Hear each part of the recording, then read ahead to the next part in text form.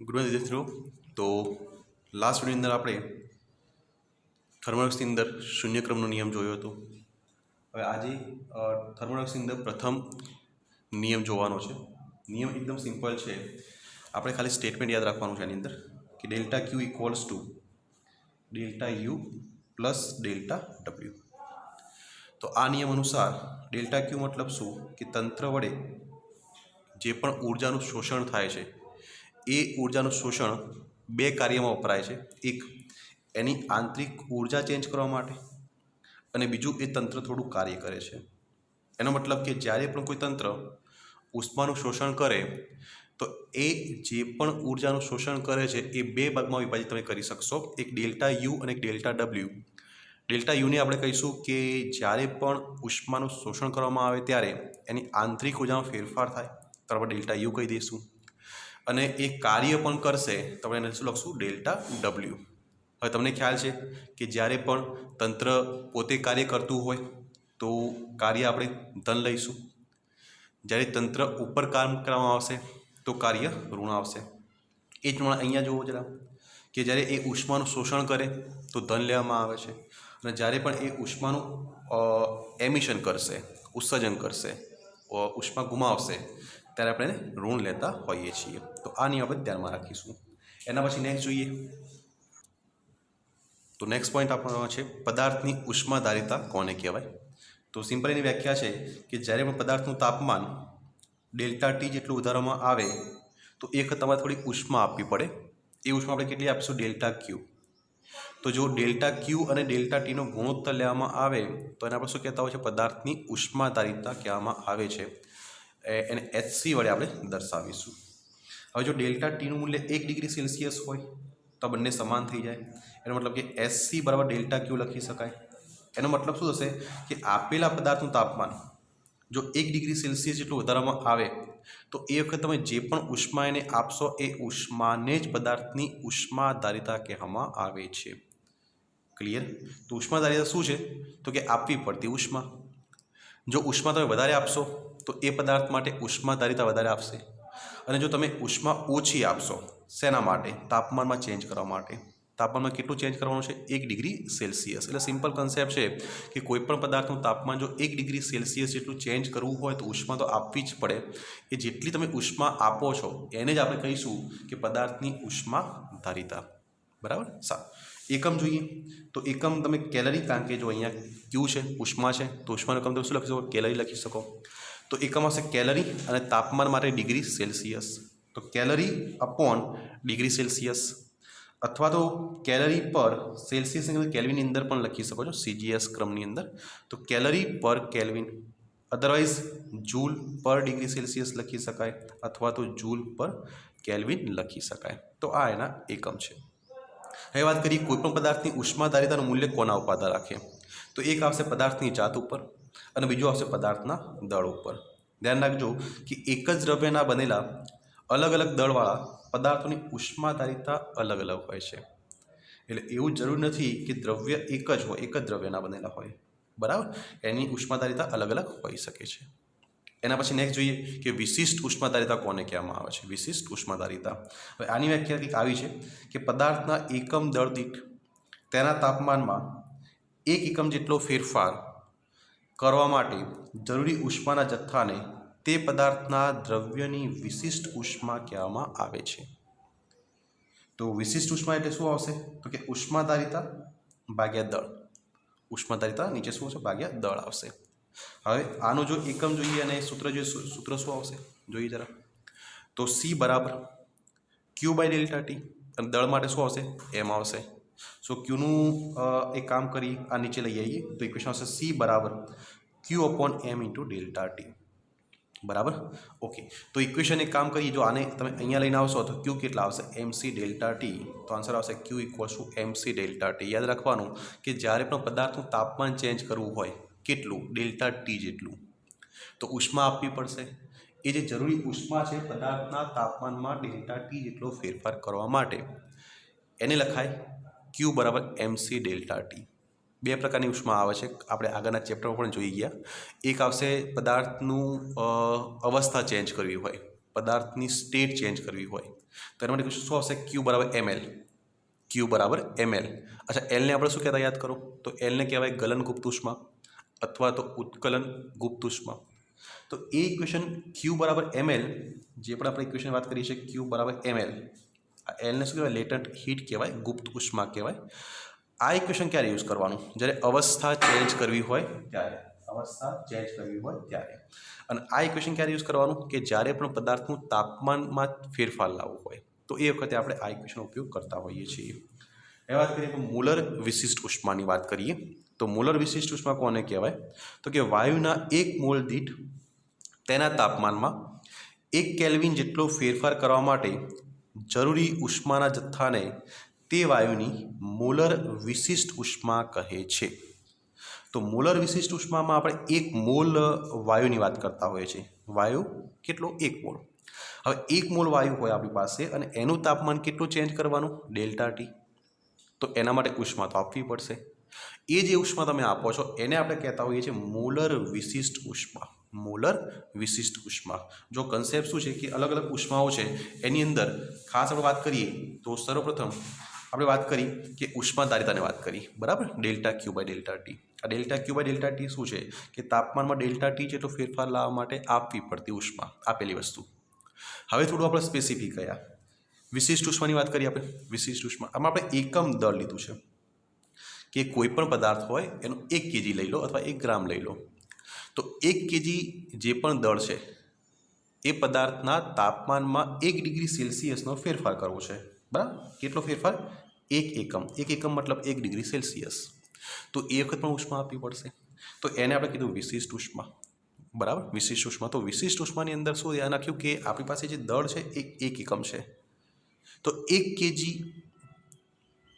જે પણ પદાર્થ છે એની ઉષ્મા આપણે ચેન્જ કરવી હોય, એનું તાપમાન ચેન્જ કરવું હોય તો ઉષ્મા તમારે આપવી પડશે. એ જે 1 ડિગ્રી જેટલું ચેન્જ કરવા માટે તમે જે ઉષ્મા આપો છો એને કહેવાય વિશિષ્ટ ઉષ્મા. તો મોલરની અંદર શું ચેન્જ છે? આપણે 1 મોલ લેવાનું છે, બસ આટલો તફાવત છે. વિશિષ્ટ ઉષ્માની અંદર દળ આવશે એકમ દળ દીઠ, અને મોલર વિશિષ્ટ ઉષ્માની અંદર 1 મોલ વાયુ લેવાનો. 1 મોલ વાયુનું તાપમાન કેટલું ચેન્જ કરવાનું? 1 ડિગ્રી સેલ્સિયસ. તો જે પણ જરૂરી ઉષ્મા હશે, બરાબર, એને આપણે કહીશું મોલર વિશિષ્ટ ઉષ્મા. મોલર વિશિષ્ટ ઉષ્મા, બસ એ જ ડેફિનેશન અહીંયા લખી છે, બરાબર? તો ફરીથી એકવાર જોઈએ શું કહેવા માંગે છે કે વાયુનો 1 મોલ આપણે પદાર્થ મતલબ વાયુ આપણે 1 મોલ લઈ લીધો છે અને એના તાપમાનમાં 1 ડિગ્રી સેલ્સિયસનો ફેરફાર કર્યો, ઉષ્મા જરૂરી છે, બસ એ જ ઉષ્માને કહેવાય મોલર વિશિષ્ટ ઉષ્મા. એકમની વાત કરો ચલો, તો એકમ માટે આવશે કેલરી, બરાબર, ભાગ્યા મોલ ડિગ્રી સેલ્સિયસ. કેલરી ભાગ્યા મોલ ડિગ્રી સેલ્સિયસ. ઇક્વેશનની વાત કરો તો આ જ ઇક્વેશન લાગુ પાડી શકો, ક્યુ અપોન એમ ઇન્ટુ ડેલ્ટા ટી, બરાબર. અહીંયા આપણે દળની વાત કરતા, અહીંયા આપણી પાસે 1 મોલ વાયુ છે, 1 મોલ. તો અહીંયા આપણે કેજી નહીં લખવાનું, અહીંયા મોલ લખવાનું. તો જો અહીંયા ક્યુ મતલબ ઉષ્મા, તો ઉષ્મા માટે શું લખ્યું? ઉષ્મા માટે કેલરી લખ્યું. શું લખ્યું? કેલરી, બરાબર. હવે અહીંયા આ તમારે મોલ છે 1 મોલ, તો અહીંયા મોલ લખ્યું છે. અને આ તાપમાનનો ફેરફાર છે, કાં તો એને ડિગ્રી સેલ્સિયસ લખો અથવા તમે કેલ્વિન લખી શકો છો. તો આવશે calorie upon mall degree Celsius અથવા તો કેલરી પર મોલ ઇન્ટુ કેલ્વિન.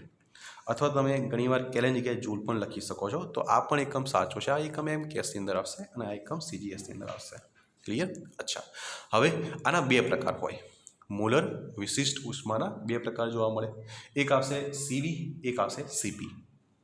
CV કોને કહેવાય? તો કે અચળ કદે વિશિષ્ટ ઉષ્મા. કઈ? મોલર વિશિષ્ટ ઉષ્મા. અને બીજી આવશે અચળ દબાણે વિશિષ્ટ ઉષ્મા.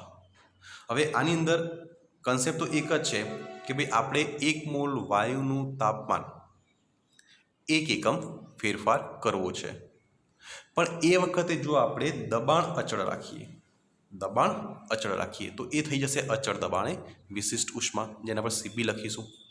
અને જો એ જ વખતે આપણે કદને અચળ રાખીશું તો શું થશે? CV, મતલબ કે અચળ કદે વિશિષ્ટ ઉષ્મા. તો કન્સેપ્ટ ફરીથી સમજીએ. કરવાનું શું છે? તો કે વાયુ જે પણ આપણે 1 મોલ વાયુ છે એનું તાપમાનમાં ફેરફાર લાવવાનો છે. કેટલું? 1 એકમ. એનો મતલબ કે 1 ડિગ્રી સેલ્સિયસ અથવા તો 1 કેલ્વિન. તો એ જે વાયુ છે જેનું તાપમાન આપણે ચેન્જ કરવાનું છે, 1 એકમ જેટલું ચેન્જ કરવાનું છે, તો એના માટે જે જરૂરી ઉષ્મા છે એ ઉષ્માને આપણે શું કીધું? વિશિષ્ટ ઉષ્મા, મોલર વિશિષ્ટ ઉષ્મા. પરંતુ જો એ વખતે જે આ પ્રક્રિયા ચાલુ હોય એ વખતે જો આપણે કદને અચળ રાખીએ તો એ પ્રક્રિયા થઈ જશે અચળ કદે મોલર વિશિષ્ટ ઉષ્મા CV થઈ જશે। અને એ જ પ્રક્રિયા આપણે જો તમે દબાણને કોન્સ્ટન્ટ રાખશો, દબાણમાં ચેન્જ નહીં કરો, તો એ જ વસ્તુ થઈ જશે અચળ કદે મોલર વિશિષ્ટ ઉષ્મા, એકને આપણે CV કહેવાનું, એકને આપણે શું કહીશું CP કહીશું। ક્લિયર? આવડશે? અચ્છા, હવે એક આપણે રિલેશન લાવવાનું છે CP અને CE વચ્ચે। તમારા કેમિસ્ટ્રીની અંદર પણ આ જ વસ્તુ સેમ રિપીટ થવાની છે, પણ ધ્યાનમાં રાખવાનું બંનેની ડેરિવેશન, બંનેની જે તમારી પ્રૂફ છે, સાબિતી, એ અલગ અલગ છે। સૂત્રો તો પછી છેલ્લે એક જ આવશે, કયું? CP - CE બરાબર R। ઇક્વેશન તમારે આ લાવવાનું છે, CP એ લખી રાખીએ, CP - CE બરાબર કેપિટલ R। આપણે આ સૂત્ર મેળવવાનું છે। જોઈએ જો કેવી રીતે મેળવી શકાય। તો આના માટે કામ કરીએ, થર્મોડાયનેમિક્સના પ્રથમ નિયમનો ઉપયોગ કરીએ। પ્રથમ નિયમ આપણે હાલ જ સમજ્યા। શું નિયમ કહે છે કે ડેલ્ટા Q બરાબર delta U plus delta W, આ નિયમ છે આપણી પાસે। અચ્છા, હવે કામ કરો, આના માટે સ્મોલ ચેન્જ લઈ લો, ડેલ્ટાની જગ્યાએ ડી લખી દો, તો શું આવશે? DQ બરાબર DU પ્લસ DW બરાબર। જો તમે આને યુને તમે ઈ ઇન્ટરનલ લખો તો પણ ચાલે। જો આ શું છે? આંતરિક ઉર્જા, યુને પણ આંતરિક ઉર્જા કહેવાય, અને આવો સિમ્બોલ લખ્યો હોય ને ઈ ઇન્ટરનલ, એને પણ શું કહેવાય? આંતરિક ઉર્જા જ કહેવાય, તંત્રની આંતરિક ઉર્જા કહેવાય। તો મેં અહીંયા જે સાબિતી આપી છે એની અંદર મેં ઈ ઇન્ટરનલ લખ્યું છે, એનો મતલબ તમારે શું સમજવાનું કે એ આંતરિક ઉર્જાની વાત કરી રહ્યા છે। આને શું કહેવાય? ઉષ્મા। આને શું કહેવાય? કાર્ય। આ યુને શું કહેવાય? ડેલ્ટા યુ, આંતરિક ઉર્જામાં થતો ફેરફાર। અને આંતરિક ઉર્જા યુને આપણે ઈ ઇન્ટરનલ લખી શકીએ છીએ। તો જો અહીંયા પાછા આવીએ, શું લખ્યું છે અહીંયા આપણે DQ બરાબર જો આ છે ને, DQ બરાબર શું લખ્યું છે? DUની જગ્યાએ લખ્યું છે D, અને યુની જગ્યાએ લખ્યું છે ઈ ઇન્ટરનલ। સો D ઈ ઇન્ટરનલ પ્લસ DW બરાબર। સારું, તો DQ શું આવશે? D ઈ ઇન્ટરનલ પ્લસ DW। તો હવે આ ઇક્વેશન આપણે કાર્યનું મેં તમને કરાવડાવ્યું છે, શું આવશે? W equals to P delta V। P ક્યાંથી આવ્યું? તો ફરીથી આપણે યાદ કરીએ, કાર્યનું આપણે એક જનરલ ઇક્વેશન સાબિત કર્યું હતું ક્લાસની અંદર, કયું હતું? W ઇક્વલ્સ ટુ સંકલન V1 થી V2 P ઇન્ટુ DV, યાદ કરો, આ આપણે સૂત્ર સાબિત કર્યું હતું। ક્લિયર? અચ્છા, હવે એક કામ કરો છો, આ પીને બહાર લઈ આવો, તો જો તમે પીને બહાર લાવશો શું આવશે? તો W બરાબર અચળ દબાણની વાત કરીએ તો પીને જો બહાર લાવશો તો શું આવશે? P, અહીંયા DVનું શું થઈ જશે? V આવશે બરાબર, સંકલન, તો અહીંયા આવશે V1, અહીંયા આવશે V2। તો માટે W બરાબર P, પહેલાં કઈ લિમિટ આવશે? અપર લિમિટ V2, પછી માઇનસ, પછી આવશે લોઅર લિમિટ V1। તો W કેટલા આવશે? P delta V। W બરાબર P ડેલ્ટા V। તમે આ ઇક્વેશન અહીંયા યુઝ કરી શકશો, W બરાબર P ડેલ્ટા, બસ એ જ અહીંયા મેં લખ્યું છે, W બરાબર P, અચ્છા ડેલ્ટા વીની જગ્યાએ DV લખ્યું છે, કારણ કે નાનો ફેરફાર છે, તો તમે લખી શકો DW બરાબર P DV। ક્લિયર? તો જોઈએ અહીંયા CVનું સૂત્ર આપણે પહેલાં મળીએ, અચળ કદે, અચ્છા અચળ કદ હોય તો DV શૂન્ય થઈ જાય, આમાં કોઈ ફેરફાર આવે નહીં। તો પછી અહીંયા DQ અચળ કદ માટે શું આવશે? આ તો શૂન્ય થઈ ગયું, તો વધશે, કારણ કે અચળ કદ છે ને, અચળ કદમાં શું હોય? અચળ કદ હોય તો એનો ફેરફાર શૂન્ય થાય ને, તો જ્યારે કદ અચળ હોય તો DV કેટલા આવે? શૂન્ય આવે। તો જો અહીંયા શૂન્ય, આપણે આ સૂત્રનો ઉપયોગ કરીએ, સમીકરણ 1નો ઉપયોગ કરીએ બરાબર। તો DQ ક્યારે? અચળ કદ હોય ત્યારે। તો અહીંયા શું લખ્યું છે? V બરાબર, આ તો શૂન્ય થઈ ગયું, D ઇન્ટરનલ। પછી કામ કરો, બંને બાજુ DT વડે ભાગી દઈએ, DT અને DT વડે ભાગી દઈએ। અચ્છા, હવે આપણે આગળના ચેપ્ટરનો કન્સેપ્ટ આવ્યો કે જ્યારે પણ વાયુના જે પણ અણુઓ છે એના મુક્તતાના અંશો F હોય તો 1 મોલ આદર્શ વાયુની આંતરિક ઉર્જા કેટલી હશે? તો કે E ઇન્ટરનલ બરાબર FRT/2। ક્યાંથી લાયા? તો આગળનું જે ચેપ્ટર હતું આપણે જે કમ્પ્લીટ કર્યું છે એની વાત છે, FRT/2। હવે આ કિંમત આપણે અહીંયા મૂકી દઈએ, તો જો શું આવશે? D/dt ઓફ E ઇન્ટરનલ, આનું આપણે વિકલન કર્યું સમયની સાપેક્ષે, તો D ઇન્ટરનલ/dt ઇક્વલ્સ ટુ અહીંયા જો TT કેન્સલ થઈ જશે બરાબર, FR/2 આવી જશે, FR/2 આવશે। તો અહીંયા શું આવશે? DQ/dt ક્યારે? અચળ કદ હોય ત્યારે કેટલું આવ્યું? FR/2। ચલો ફરી સમજીએ, અહીંયા આમાં ખબર પડી, આ તમારું મેઇન ઇક્વેશન છે, CVનું સૂત્ર મેળવવું છે, તો કદ કેટલું આવશે? શૂન્ય આવશે। કદ અચળ આવશે તો ફેરફાર કેટલો આવશે? શૂન્ય। આ કિંમત અહીંયા મૂકો તો DQ આ આવી જશે, પછી બંને બાજુ DT વડે ભાગી દીધા છે, DT વડે ભાગ્યા છે। હવે આ કન્સેપ્ટનો ઉપયોગ કર્યો કે જો વાયુ 1 મોલ વાયુ હોય, મુક્તાના અંશો F હોય, તો 1 મોલ માટે તમે શું લખો FRT/2 આ શું આવશે આંતરિક ઉર્જા તંત્રની આંતરિક ઉર્જા 1 મોલ માટે હવે આને એક કામ કરો d/dt બરાબર ટીની સાપેક્ષે આપણે વિકલન કરીએ તો અહીંયા ટી નીકળી જાય FR/2 આવશે એનો મતલબ કે dq/dt અચળ કદ હોય ત્યારે કારણ કે આ કોના બરાબર છે dq/dt ના બરાબર છે તો શું આવશે FR/2 તો સીવીની વ્યાખ્યા ઉપર મળશે FR/2 સીવી કેટલા આવશે FR/2 બરાબર હવે વાત કરીએ સીપીની બરાબર તો સીપીમાં તમે શું કરશો તો સીપીની અંદર આપણે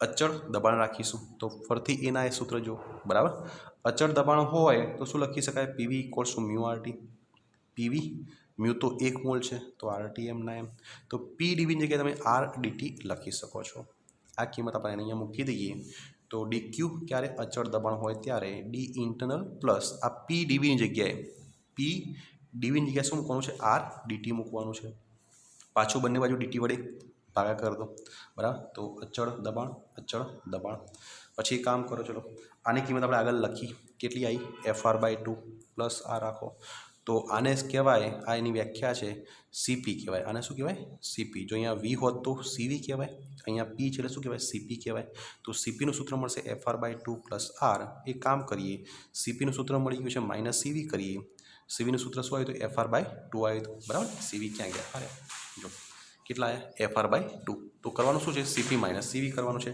આન્સર કેટલો આવશે આર તો આપણે આ ઇક્વેશન યાદ રાખજો દાખલા માટે MCQ માટે સાબિતી એક સમય ના આવડે ચાલે પણ તમે આ ઇક્વેશન યાદ રાખવાનું બરાબર હા એક્ઝામ પોઈન્ટ ઓફ વ્યૂ આ થિયરી ઇમ્પોર્ટન્ટ છે એક્ઝામની અંદર પૂછી શકાય કે ભાઈ સીપી માઇનસ સીવી બરાબર આર સૂત્ર સાબિત કરો તો તમારે આ થિયરી વ્યવસ્થિત લખી દેવાની તો આપણે આ ઇક્વેશન મેળવવાનું હતું જે અહીંયા આવ્યું સીપી માઇનસ સીવી બરાબર આર ક્લિયર છે તો આ વિડીયોની અંદર આપણે શું રાખીશું પણ બાકીનું નેક્સ્ટ ટાઈમ કન્ટિન્યુ કરીશું થેન્ક યુ